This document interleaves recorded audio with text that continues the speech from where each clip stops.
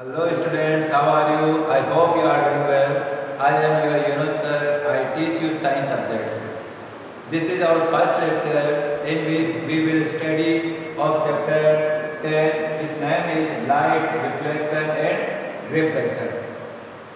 तो चैप्टर हम स्टार्ट करें उससे पहले मैं आपसे एक क्वेश्चन पूछना चाहता हूँ कि अगर if you want to see anything what must be need, अगर आप किसी भी चीज़ को देखना चाहते हो तो हमको उसके लिए क्या ज़रूरत होगी? तो most of the student will say eyes. तो क्या हमें सिर्फ आइज़ की ज़रूरत होती है क्या? अगर आपका आंसर है आइज़ तो आप जाकर अगर डार्क रूम में जाते हो, अगर आपको कोई डार्क रूम में भेज दे जहाँ पे कोई भी लाइट नहीं है, बिल्कुल डार्कनेस है, अंधेरा है बिल्कुल, तो can you see in the dark room, क्या आप डार्क रूम में किसी भी ऑब्जेक्ट को आप देख सकते हो क्या? नहीं देख सकते हैं।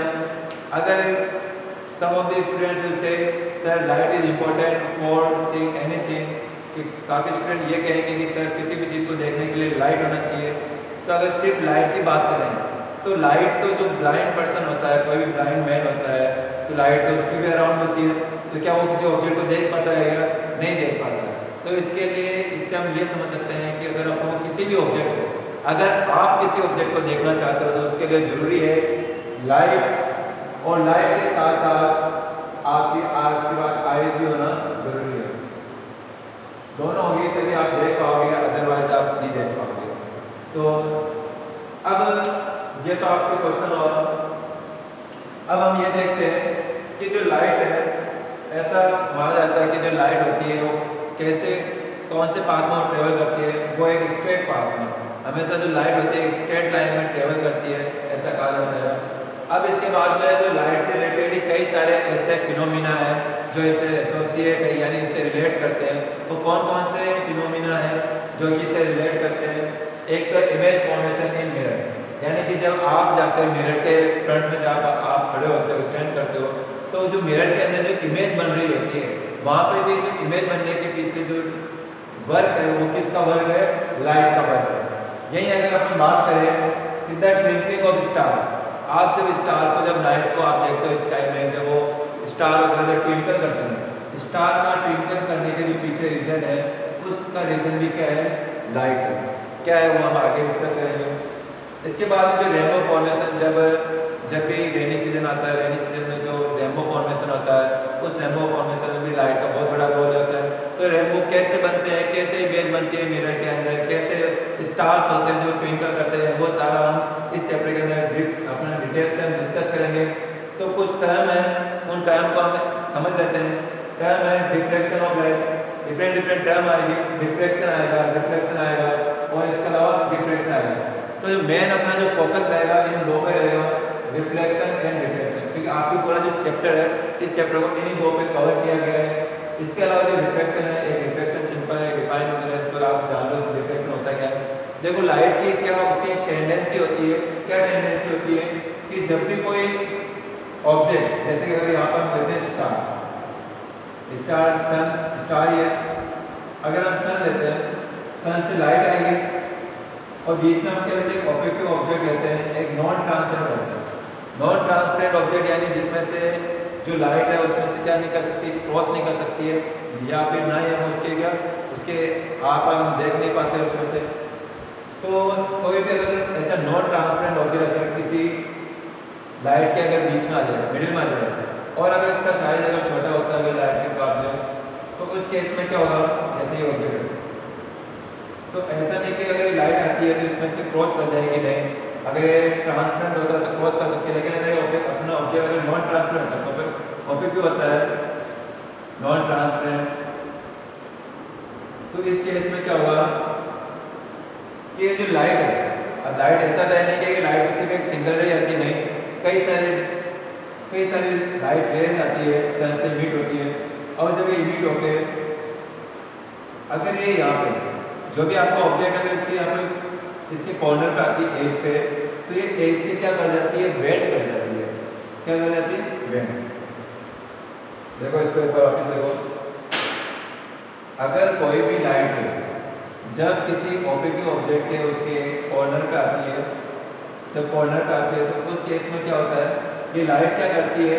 ये स्ट्रेट न जाकर क्या करती है? थोड़ी बेंड हो जाती है। और याद रखना लाइट रहेगा किसी भी नॉन ट्रांसपेरेंट ऑब्जेक्ट के कॉर्नर में बेंड होना, इसी बेंड होने के फिनोमेना को अपन क्या बोलते हैं, रिफ्लेक्शन ऑफ लाइट। तो रिफ्लेक्शन ऑफ लाइट आपको याद रखना है। अब इसके बाद अगर हम डिस्कस करें reflection of light, reflection of light क्या होता है। देखो रिफ्लेक्शन ऑफ लाइट के लिए देखते हैं कि कोई अगर मीडियम, जैसे कि यहाँ पे एक सरफेस है, कोई भी अगर आप यहाँ पर ऑब्जेक्ट ले लो, कोई भी नॉन ट्रांसपेरेंट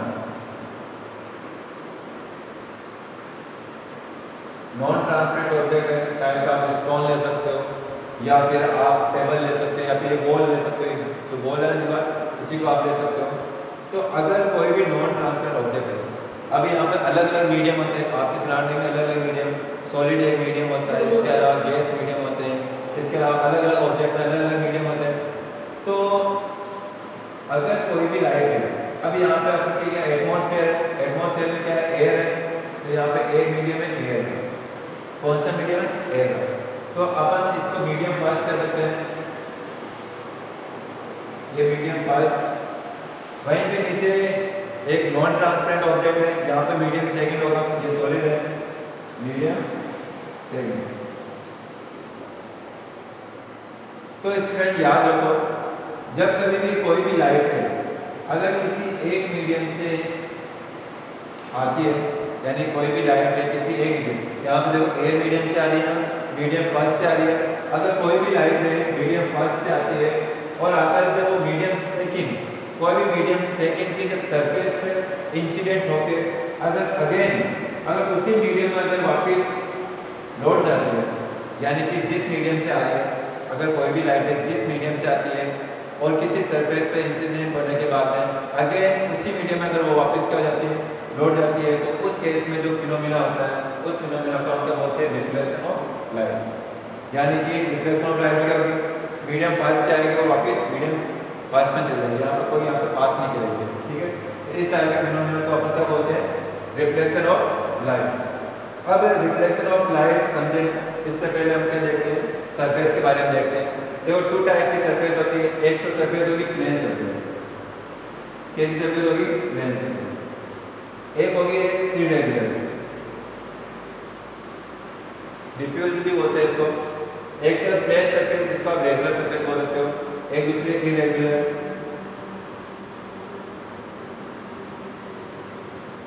डिफ्यूज भी बोलते हैं इसको। तो टू डिफरेंट टाइप की है सरफेस। तो प्लेन सरफेस का मतलब है बिल्कुल स्मूथ होगी, वहाँ पर कोई भी ऐसा ज़्यादा ना तो कुछ फ्रैक्शन वगैरह होगा, बिल्कुल प्लेन सरफेस होगी है। और सेकेंड अगर बात करें तो यहाँ पे क्या होगी, रेगुलर इसका जो शेप होगा वहाँ पे क्या होगी, थोड़े वहाँ पे कलर वगैरह होंगे, वहाँ पे बिल्कुल प्लेन नहीं होगी। तो अगर कोई भी लाइट है,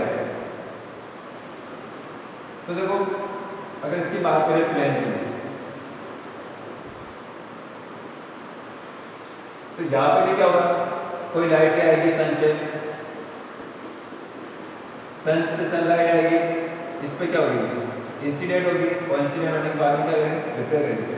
तो इसमें एक ध्यान रखने वाली बात है कि जो सरफेस है, याद रखो सरफेस जितनी सरफेस आपके बिल्कुल स्मूथ होगी, बिल्कुल प्लेन होगी, वो उतना ही क्या करेगी, रिफ्लेक्शन करेगी। यानी कि जो रिफ्लेक्शन होता है वो ज़्यादातर मोस्ट ऑफ द केसेस किसमें होता है, प्लेन सरफेस में होता है।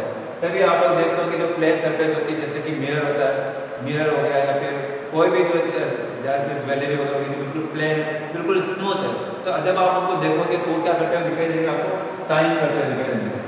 साइन क्यों कर रहे होते हैं, क्योंकि वो मोस्ट ऑफ दी जो लाइट आ रही है जो उस पर इंसिडेंट हो रही है, उस सारी लाइट को क्या कर देते हैं, रिफ्लेक्ट कर देते हैं। तो आपके जो प्लेन सरफेस होती है वो आपके रिफ्लेक्शन के लिए बहुत ही अच्छी होती है।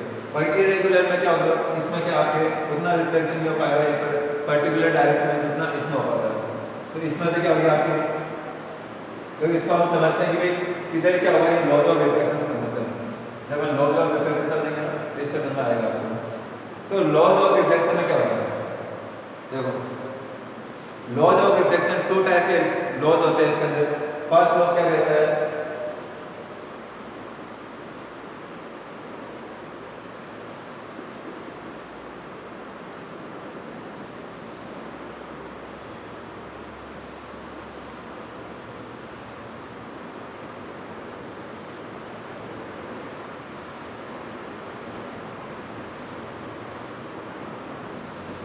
देखो कोई भी लाइट है, अगर सन से कोई भी लाइट है ये यहाँ पे इंसिडेंट होगी, तो किसी ना किसी पॉइंट पे इंसिडेंट होगी। अगर कोई भी लाइट है सन से या फिर कोई भी आर्टिफिशियल लाइट अगर उस आती है किसी प्लेन सरफेस पे, अगर इंसिडेंट होती है तो वो जिस पॉइंट पे इंसिडेंट हो रही है, अगर उस पॉइंट के परपेंडिकुलर, अगर आप उस पॉइंट के परपेंडिकुलर एक इमेजिनरी लाइन ड्रॉ करते हो जिसको आप एन से डिनोट करते हो, इस इमेजिनरी लाइन को बोला जाता है नॉर्मल। क्या कहा जाता है स्टूडेंट्स? नॉर्मल। याद रखना आपको, नॉर्मल जिसको किससे डिनोट किया जाएगा? एन से। तो सनलाइट आ रही है, जो लाइट आ रही होती है किसी सरफेस पे इंसिडेंट हो रही होती है, उस लाइट रे को बोला जाता है इंसिडेंट रे। तो ये इंसिडेंट रे हुई। अब ये जब इंसिडेंट होगी सरफेस पे तो ये कुछ ना कुछ नॉर्मल से कुछ ना कुछ एंगल बना रही होगी। तो यहाँ पे जो एंगल बनाती है जब इंसिडेंट रे जो नॉर्मल के साथ में जो एंगल बनाती है, उस एंगल को हम इंसिडेंट एंगल भी बोलते हैं और इसको डिनोट किया जाता है एंगल आई से। तो लॉज ऑफ रिफ्लेक्शन का जो फर्स्ट लॉ है, फर्स्ट लॉ क्या कहता है कि जो एंगल आई है, यानी कि जिस एंगल के साथ में लाइट रे इंसिडेंट हो रही है, उसी एंगल के साथ वो क्या करती जाती है? रिफ्लेक्ट करती है। यानी कि जो वापस रिफ्लेक्ट होगी तो इसको रिफ्लेक्टेड रे कहते हैं। ये भी कुछ ना कुछ एंगल बनाएगी नॉर्मल के साथ में, और जो एंगल ये फॉर्म करती है उस एंगल को हम डिनोट करते हैं एंगल आर से, और इस एंगल को हम क्या कहते हैं? हम रिफ्लेक्टेड एंगल कहते हैं अपन। तो ध्यान रखो लॉज ऑफ रिफ्लेक्शन का फर्स्ट लॉ क्या कहता है? याद रखो अगर कोई प्लेन सरफेस है, प्लेन सरफेस पर जब कोई लाइट रे इंसिडेंट होती है और वो जो नॉर्मल के साथ में एंगल बनाती है एंगल आई, वही एंगल क्या होता है? After reflection. आफ्टर रिफ्लेक्शन के बाद में भी सेम एंगल के साथ वो लाइट रे रिफ्लेक्ट होती है, तो एंगल आई और एंगल आर दोनों क्या होंगे? इक्वल होंगे। बट इसमें कंडीशन है कि आपकी सरफेस हो कैसे होनी चाहिए? स्मॉल सरफेस होनी चाहिए आपके। अब इसके बाद अगर हम बात करें सेकंड लॉ से, सेकंड लॉ क्या कहता है? लॉज ऑफ रिफ्लेक्शन का सेकंड लॉ देखो, ये कौन सी है? Incident ray. ये इंसिडेंट रे,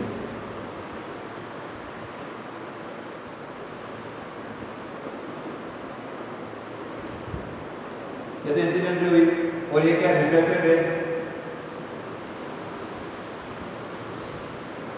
और ये क्या? नॉर्मल।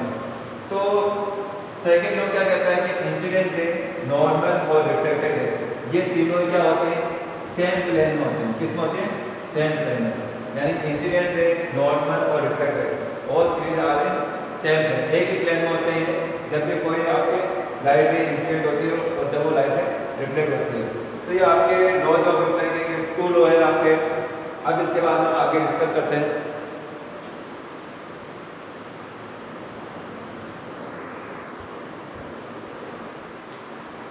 तो स्टूडेंट आज की वीडियो तो हमारी यही है, आज का जो लेक्चर। अब आपको क्या करना है कि जो भी इसके अंदर कुछ वर्ड आए उन वर्ड के आपको क्या करना है? आप चाहो तो आपकी बुक की हेल्प ले सकते हो, 10th की बुक की हेल्प ले सकते हो। अगर आपके पास बुक नहीं है तो बुक मार्केट में अवेलेबल है, तो बुक को परचेज करके आप उससे लिख सकते हो, या फिर आप नेट से भी डाउनलोड करके इनको लिख सकते हो। तो लिखना है कि आपको जो इसके अंदर न्यू न्यू वर्ड आए हैं, जैसे कि diffraction of light, diffraction of light की, रिफ्लेक्शन ऑफ लाइट और लॉज ऑफ रिफ्लेक्शन, इन दोनों की आपको क्या लिखनी है? डिफाइन लिखनी है। आपको अपने नोट बुक के अंदर नोट कर लेना, इन दोनों की डिफाइन लिखनी है। और जो थर्ड है आपको laws of reflection, laws of reflection लिखना है आपको, दोनों लॉज लिखने हैं। और इससे रिलेटेड जो आपके डायग्राम बना हुआ है आपकी बुक के अंदर, उस डायग्राम को भी आपको क्या करना है? नोट करना है। तो इस वीडियो में हमने लास्ट में जो कवर लास्ट में जो हमने एंड किया वो किस पे किया? प्लेन सरफेस पे किया। और प्लेन सरफेस का सबसे बेस्ट एग्जांपल कौन सा होता है? मिरर होता है। मिरर इसका सबसे बेस्ट एग्जांपल होता है। अब मिरर भी डिफरेंट टाइप के होते हैं, वो जो डिफरेंट टाइप है वो हम करेंगे नेक्स्ट जो वीडियो होगी उसमें हम कवर करेंगे। बाकी इस वीडियो को आप लाइक करो, शेयर करो और अपने फ्रेंड्स को भी कहो से इसको देखने के लिए, जो भी आपके क्लासमेट है, और चैनल को सब्सक्राइब करो। Okay, thank you, take care.